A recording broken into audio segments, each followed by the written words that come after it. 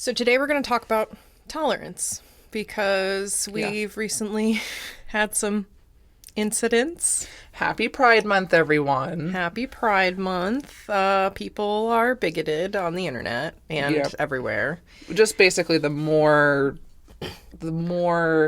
visibility that you have, the more it's going to reach people that don't support your message. Right. And I think there's a lot of important things to talk about in tolerance because I know I have a very radical view on tolerance. I don't believe that hating on any group is ever going to benefit us as a society. Mm-hmm. And so that then means even like our neo-Nazis. Hating a neo-Nazi is not going to make the world a better place. Now, speaking up against the message of neo-Nazis and understanding that they have the views that they do. I know, I just went all in. I'm like, let's just fucking go. But, you know. We went from pride to neo-Nazi in 0.5 seconds.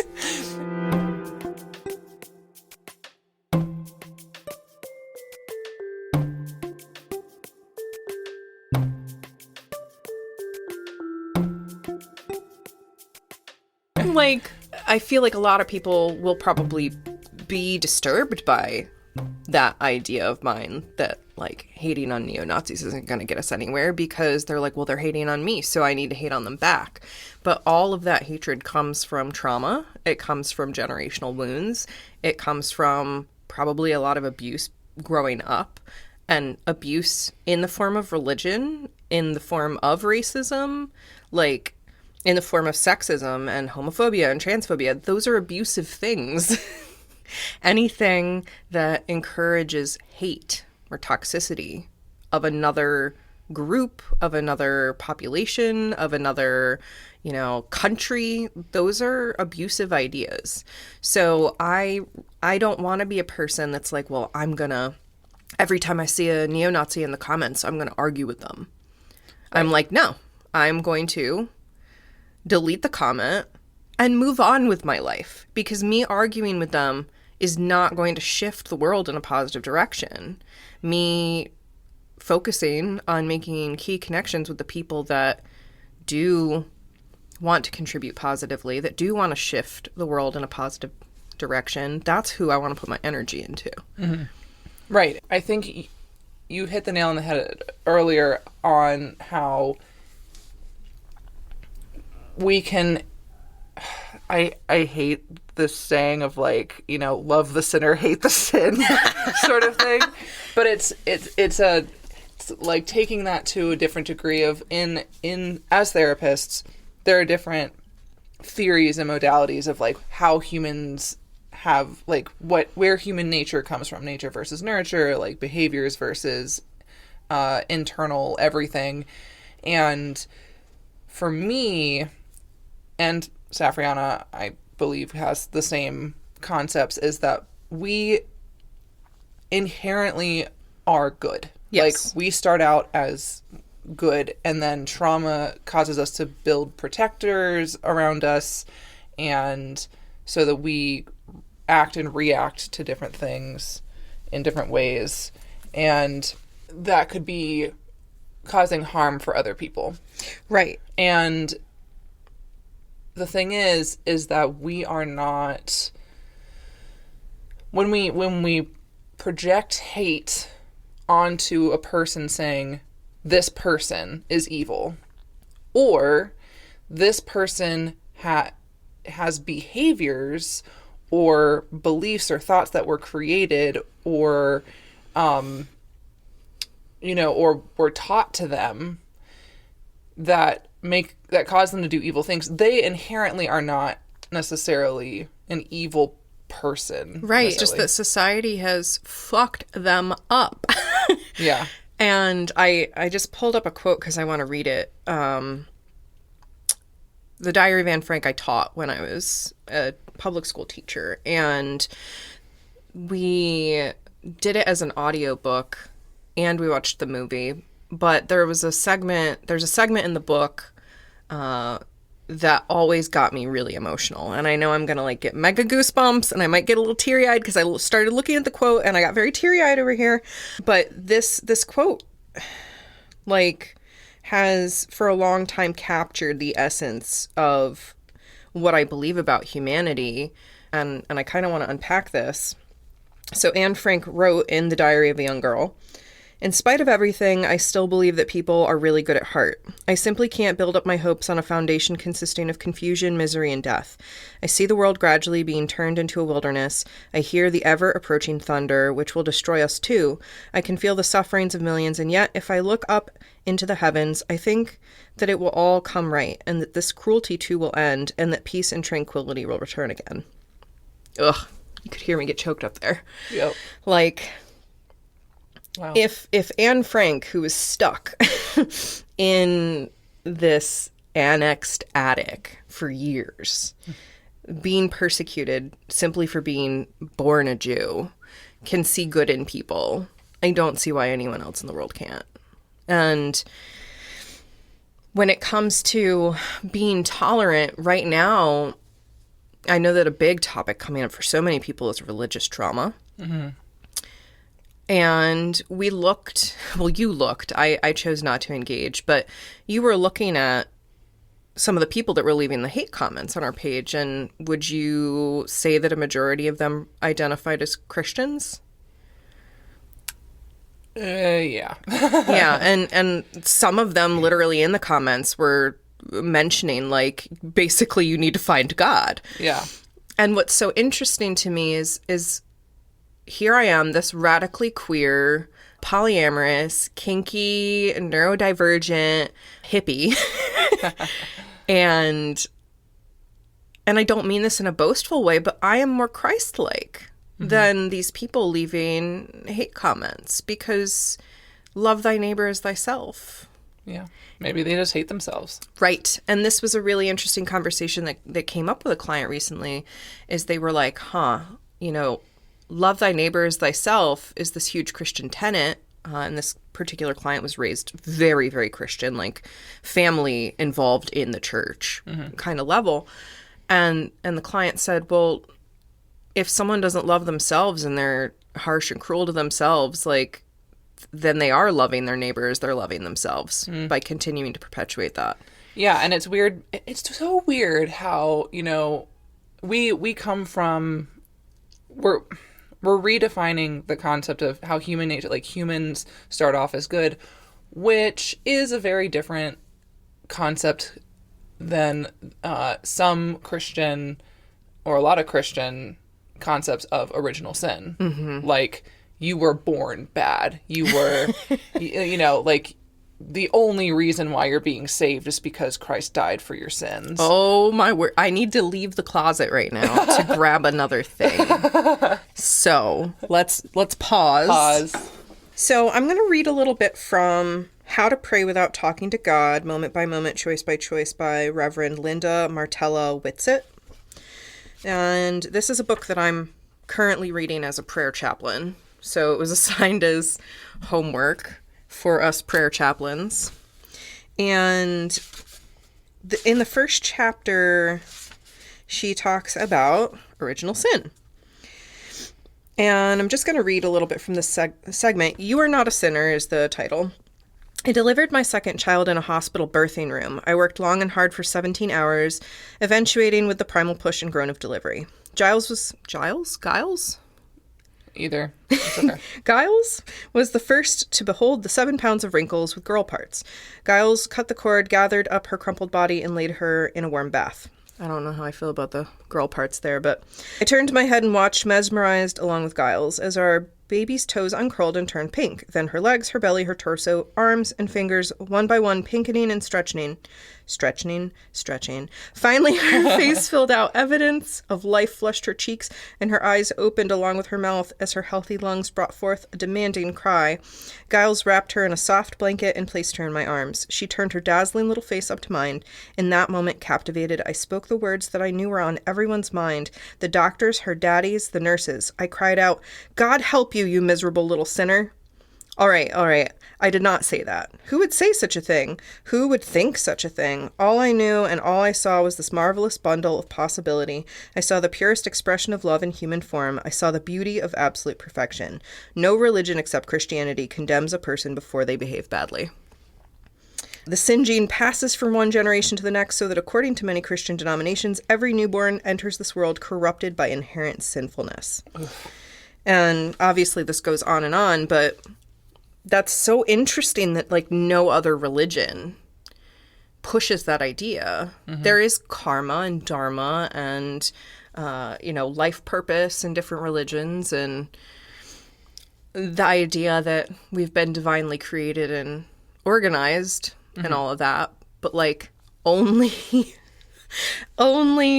modern Christian religions push this idea that you are wrong the moment that you are conceived. Yep. Congratulations. Yeah, and that can cause a lot of internalized hate for yourself. Yeah, what was it like for you managing the Facebook to see those comments rolling in and those being the only comments we were really getting? So I have each week based off of a specific section of subsect of LGBTQ people, and this week is about LGBTQ youth, specifically ones that are suicidal, which is why we're supporting the Trevor Project. When this podcast comes out, it'll be a different week, but my heart immediately went to these young people, because as someone who my inner circle and some of my more like inner circle and like medial circle, like outside of that, pretty damn supportive, right. Like awesome, like chosen family, awesome friends, all supportive of me as who I am. And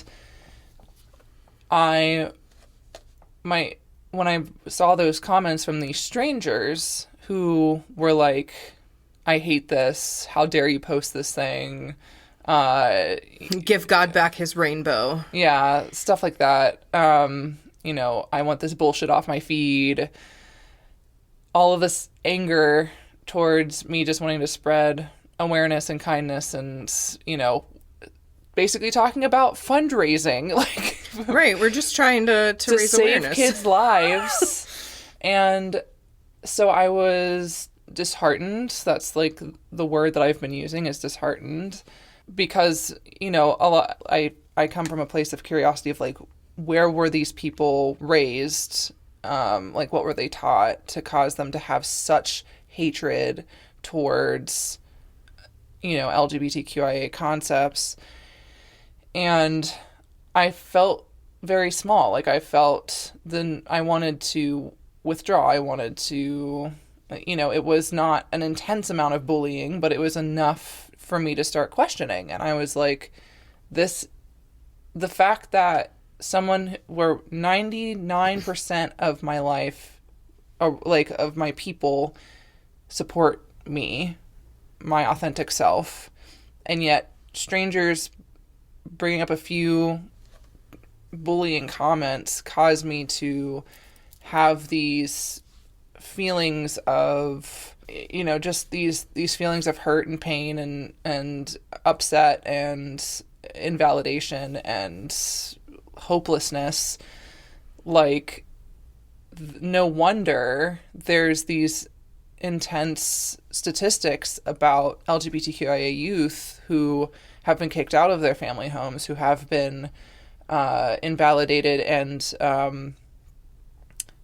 I believe the Trevor Project posted a statistic about how, based off of the amount of kids, LGBTQIA kids, who have attempted suicide, it's technically an LGBTQIA kid has attempted like every 45 seconds. Yeah. And I mean, I was one of them. Yeah. Like, looking back, I definitely think that some of my suicide attempts were probably at least background influenced by the fact that I knew deep down I was queer, but was literally told by my abuser, if you if you go down this path, you're going to hell. Right. Even though his path of abuse was totally acceptable, right? Because it was, heterosexual, I guess.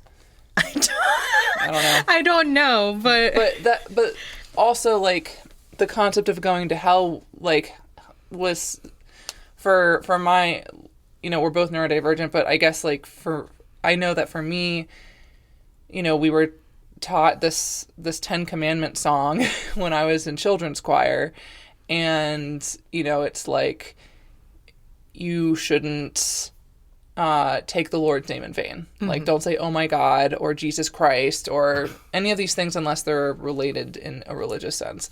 And I remember one time, like, I was friends with this family who basically, they're like, even if you say something that insinuates you saying, oh my God, don't say, oh my gosh. Like, gosh is like the gateway to oh my God. Or don't say, what the heck, because heck is the gateway to hell. The gateway to saying, oh, what the hell. And so I remember, like, internalizing all of these things. And so one time I said, oh my God, and I remember going into my parents' bathroom, sobbing, and, like, looking out the window and, like, praying fervently over and over and over, and, like, being like, I already asked Jesus Christ in my heart, but can I do it again? Like, and I was like a 7-year-old, like, yeah, why, and this was even before I explored sexuality, and, and I was still internalizing all of these things of, like, I'm a bad person because I said a thing, I whispered a thing to myself. Yep. And God sees all, and therefore I'm going to hell. And so there's no wonder I'm medicated for anxiety. Yeah, no, geez, like, I remember laying in bed as, like, a 3 and 4-year-old, and I don't have memories of my early childhood. Yeah. I must have been 4 because we had moved. And it was, like, right after we moved. But I remember laying in my bunk bed, sobbing at night, just praying that God would not smite me for being evil. Like, that should not happen to small children. No. It's so scary. But I wanted to, if my ADHD doesn't squirrel me off, I had something I wanted to go back to. That commandment about not taking the Lord's name in vain or whatever. I've recently read a really interesting interpretation of that commandment that I think seems to me way more viable interpretation, which is, don't take the Lord's name in vain or God's name in vain, whatever, by using the name of God to excuse your bigotry, to excuse your hatred, to excuse your war, etc. And I think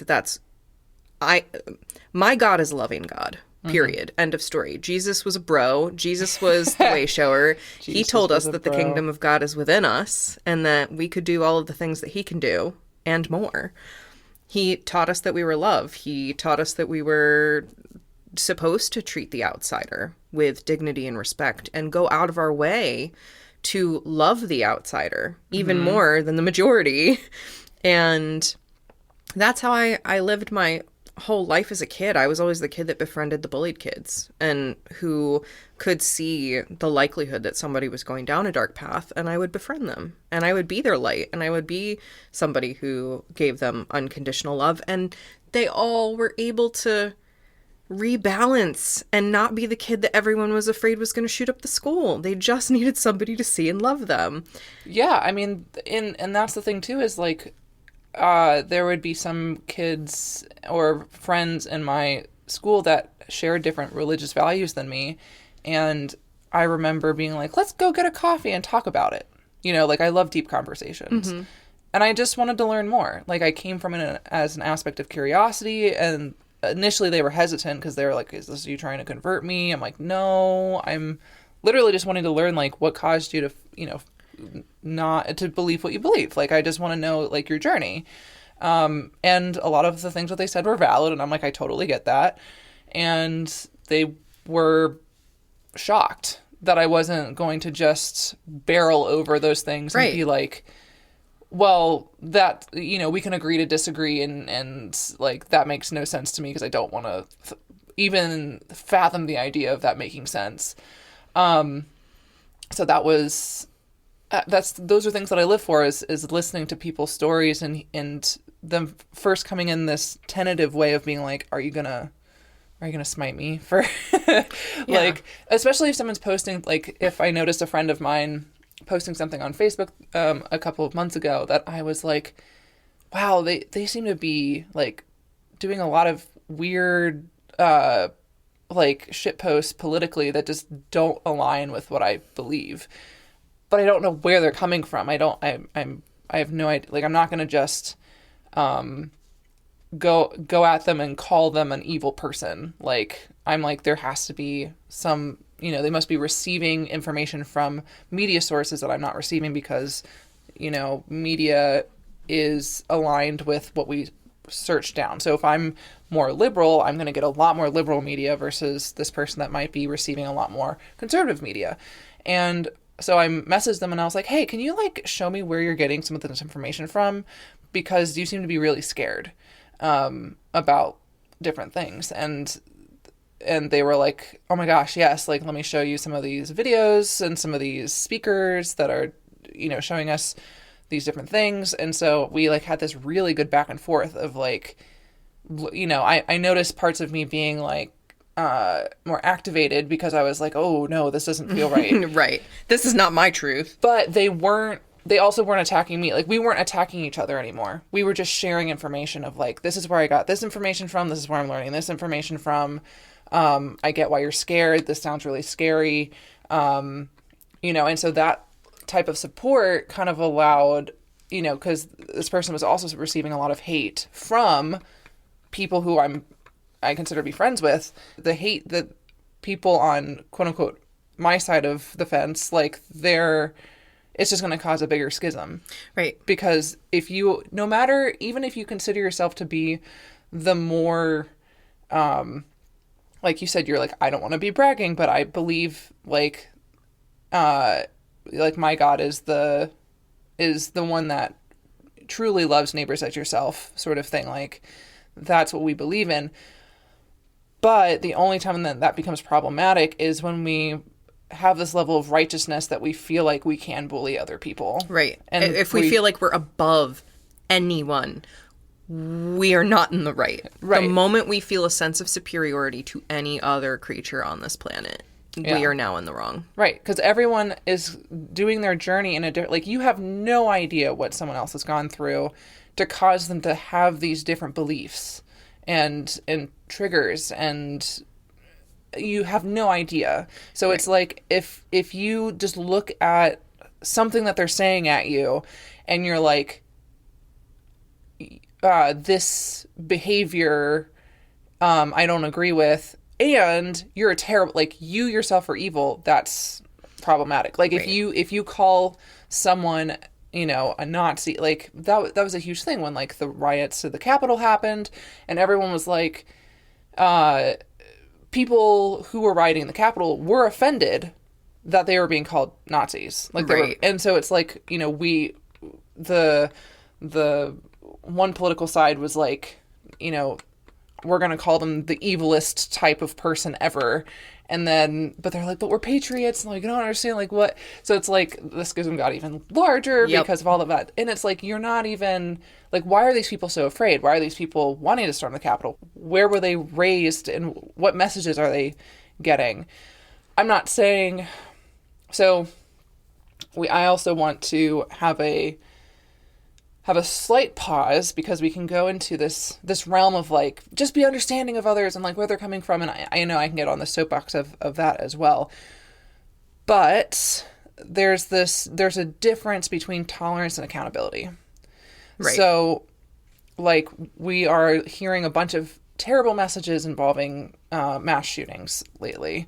Like, it's always been a problem in America, especially, but that it's just become rampant. I don't know what it is about summertime, but you know, there's more outings and more outdoor occasions, and people bring their guns to it. Apparently. There's more mass shootings. There's more trans hate crimes. You know, with especially trans women of color being murdered. And there was a post that I saw the other day by someone named Haley Page Maggie, I'm going to say, the codependency recovery coach. And it says, you can have compassion for someone's trauma history, because again, we don't know like if it was someone's trauma that caused them to reach this level of extreme.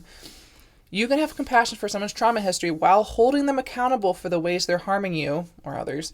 And you can have compassion for your own trauma history while holding yourself accountable for ways that you're harming others. Right. So this is a shift of holding compassion for ourselves because we are inherently good people. Who are messy. And have been traumatized. So we're not inherently evil. We are just a very traumatized population of people who react to things due to our trauma. The trauma does not mean that we are excused from our behaviors. Right. And so, for example, like, you know, we have to place boundaries where our spoons, you know, where we don't have the energy necessarily to sit down and have those conversations with someone who our ideals don't line up. So like move along if you don't, right? You can just choose to ignore it. Yeah. And so, and if you have, for example, if there's something that really, like with the school shooting, like I felt hopeless when I heard about it, and I didn't really know what to do. You know, I couldn't necessarily evangelize and tell gun-toting people to, like, you know, sign different petitions about gun laws, but I could look up specific organizations that were about working on gun laws, and like I was going to put my energy towards those things. Right. So, yeah, you have to pick and choose. You have to set your boundaries. I would recommend, like, the way that you can be your best self is, you know, if you have the energy to approach someone with differing values than you, approach it with compassion and curiosity. But if you start to notice it coming from a place of bullying or threatening or anything like that, you're just going to be causing that other person to see, like, the other side as a bully. You know, like, if I'm, you know, this queer person who is engaging in arguments and against people, like if the people posted the things onto our Facebook message and I was like, well, fuck you anyway, blah, blah, blah, blah, blah. Like, if I had all of these hateful things to say back at them, they're just going to be like, well, that is exactly why I don't. Right. I absolutely hate LGBTQIA people because of people like you. We don't accept that. So we have boundaries around what, you know, we don't accept hate speech. So we're going to delete those. And ban the people. And ban those people. But if someone was like, I don't really understand where this is coming from, but I'd be willing to have a conversation about it. Yeah, mature conversation. I'd absolutely love to talk to you about it. I mean, I've had tons of conversations about polyamory where people are like, I don't get it. I couldn't do that. What is that like? That's fine. Yeah. Right? I think that if we could just have open conversations, a lot of things would be resolved. And I want to just make a note, and I don't know if we want to move this earlier in the episode or not, but tolerance does not mean not defending yourself from actual danger, right? I am not saying go out there and be a pacifist. I might choose to be a pacifist, but I don't think anyone else should have to be a pacifist if their life is being threatened, if their safety is being threatened, their livelihood, etc., there are definitely times where we need to step up and defend ourselves in whatever way that we need to.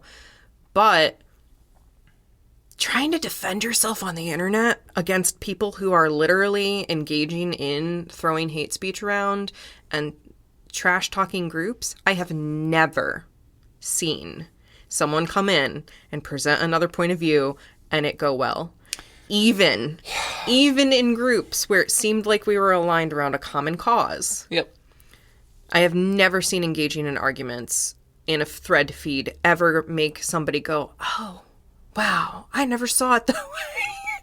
So I don't know if it's because of the public eye. Like, sometimes if I can get someone in a private message, and be like, hi, I just wanted to check in, see how you're doing. You made this comment about this thing, or you posted this thing, and I'm curious about it.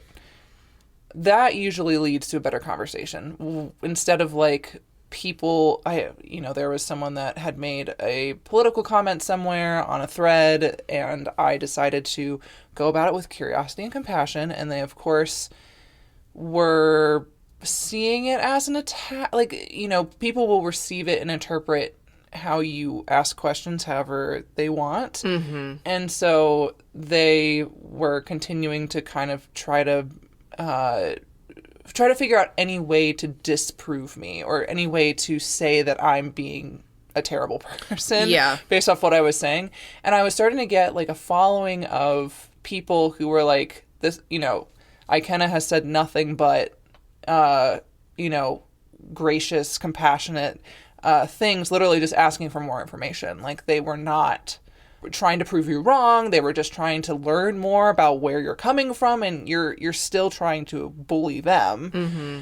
And we could just tell that it was kind of a lost cause. Like, they were going to take that to mean whatever they wanted to and try to prove their point, but nothing was sought. Like, it was just 30 minutes of everyone getting riled. Yeah.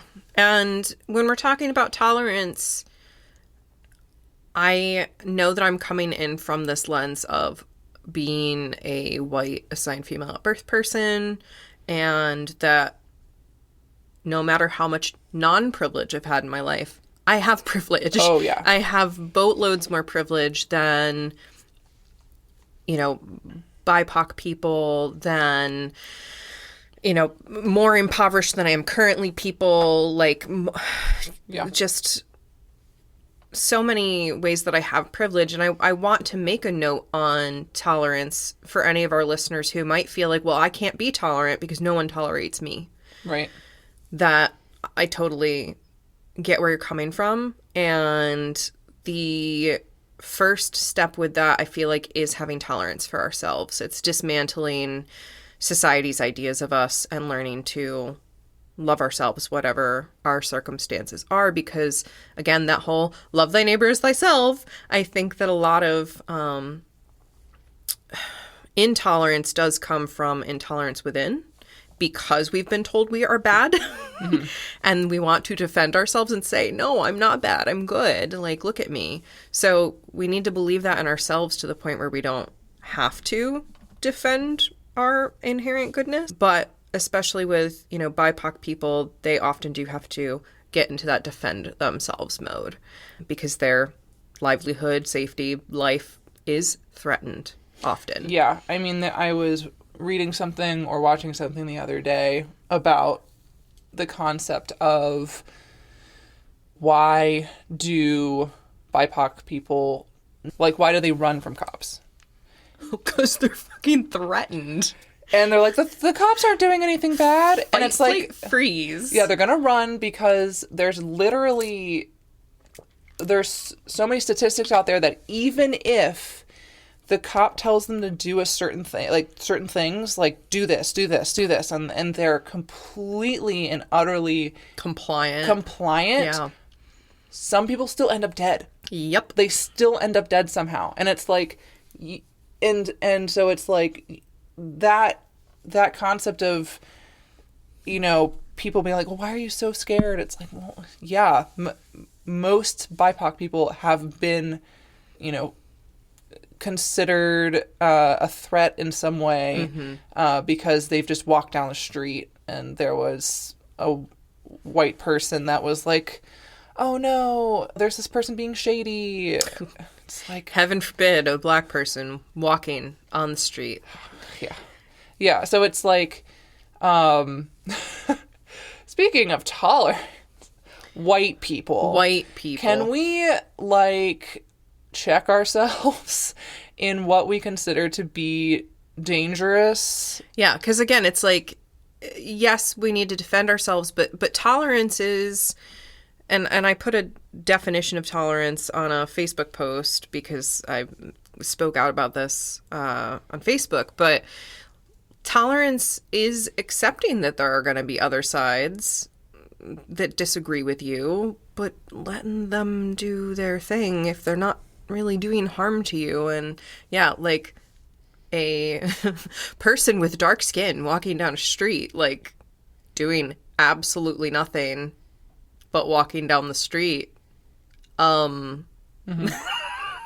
Like, oh no, why? the BIPOC person glanced at you, scary. Like, no, that's not something that deserves intolerance. And that is another thing involving you can have compassion for your own trauma history. Like, let's say you've had a bunch of trauma from a specific population, or a bunch of or societal legacy trauma. Yeah, societal legacy trauma, or parental teachings about specific populations that make you now fear specific populations. You can have compassion for the fact that you are scared, but don't, like, you have to think about it. It'd be like, why am I feeling scared? Is this person really a threat? Or is it just because I have, inherent biased, racism that was nurtured through me, and therefore I'm having this reaction to this person? And so it's like, you need to hold yourself accountable to that reaction to that person, especially in terms of, and this is different in terms of BIPOC people being scared of cops, because there's a power and control difference, right? Because cops have the power and control versus, you're just two people passing each other on the street. One is a different race than you, and you have feelings of fear. That's different. So like, there's a bunch of nuance and gray area, and I'm sure there are going to be things that people can rip apart about this episode of being like, well, what about this situation? And what about this situation? And what about that situation? Yes. And the end thing is love. Yeah. If we all just could accept love for ourselves and love for others and love for the planet, and I don't have to like you or the way that you run your life or your hobbies or whatever, as long as you're not coming from a place of doing harm. And I'm writing a lot about this right now. This concept that we don't have to agree with anyone as long as they are not hurting, like doing physical or direct emotional harm upon us. We can still offer them love as a person and choose not to engage with them. Yep. Obviously, yes, there are definitely cases, wars and physical attacks and assaults and all kinds of things where, yes, defense has to come in, and it's going to be really hard to do anything other than dislike that person. But hating people more and being intolerant and putting everybody on blast all the time for no actual reason doesn't move us in the direction of love and doesn't move us in the direction of healing. Hatred does not create healing. Right. Love does. Right. And that's why I'm going to continue to spread love towards, Pride Month, LGBTQIA stuff. And I'm not going to be like, yay, LGBTQ. And also fuck these people for not for not supporting LGBTQ. Like, you don't want to be LGBTQ? Don't. Yeah, like, but leave us alone, please, and we'll leave you alone, and all will be well. If you don't want to have gay marriage, don't get gay married. Like that, I always loved hearing that. Like, if you don't want to see that, don't participate in it. Right. So it's, so just be more Christ-like, folks. Even if you don't believe in Jesus Christ, we can all benefit from just being Christ-like and loving everyone. Be a bro. Be a bro. Just, and if you don't... Or a bronette. Or a brony. A brony. Or a brony. I mean, we can all learn a little something from My Little Pony. Let's be real. Yes, My Little Pony is a great... Everyone needs to just watch My Little Pony because it has such good lessons about communication and tolerance and hard feelings. And if we could just have more conversations about that, we'd all be better. Yep. I love how we went from Pride to neo-Nazi to My Little Pony. This episode's been a wild ride. Yep. Hope you've enjoyed and that you are tolerant of our points of view and that we can all just love each other better. Bye. Bye. Heck. Heck.